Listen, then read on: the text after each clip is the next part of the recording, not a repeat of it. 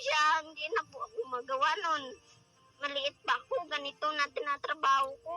Pero, sige lang, kakayanin ko para sa pamilya ko, ma'am.